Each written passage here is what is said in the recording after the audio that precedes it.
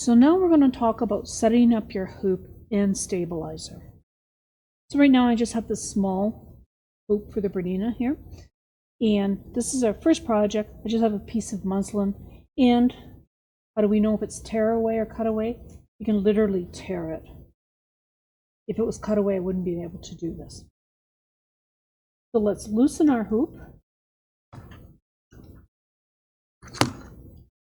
Now, with the Bernina, there's a right side and a wrong side here.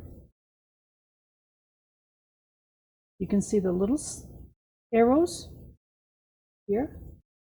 You put it this way, you don't see any arrows. So traditional embroidery, we always have the stabilizer and the fabric together. You're going to center it over top the hoop. Never do this sitting down, because it's all about applying equal pressure to your hoop to get it hooked properly. As you can see, I've just kind of wiggled it in there, so I know that I have good bite on all 4 areas of my hoop. I may have to loosen this. I'm loosening this. Now I'm going to apply equal pressure to push this down. And if I can't get it on the first try, I know that I need to loosen it a bit more.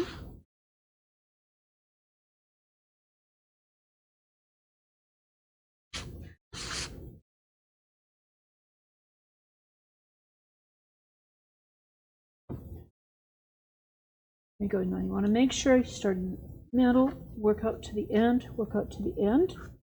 Now I'm just going to turn this so I can tighten this up with my right hand. You can also buy things to help you tighten this, especially if you have arthritis in your hands. Now when I look at this, this should be flush. What we don't want is this popping out. And we don't need this so tight that you could actually drum on it. You need it to make sure that it's not going to come out.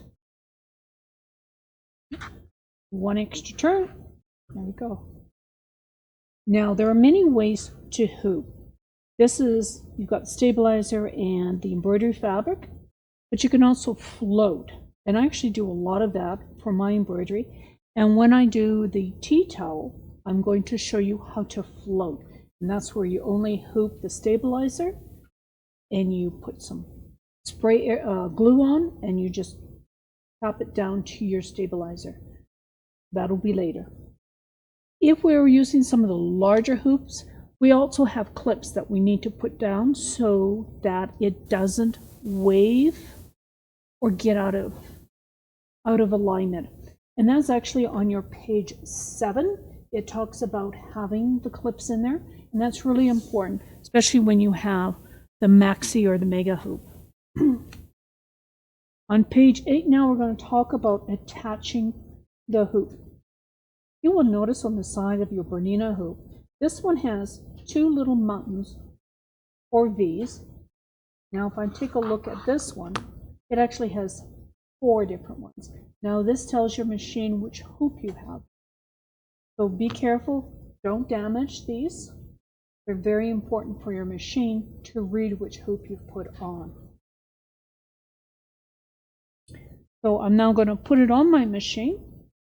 So you'll see these 2, we call them brackets. My embroidery hoop will, right there and right there is where these 2 brackets are going to go. Pinch the 2 little levers together, let go. And it is now securely in your frame.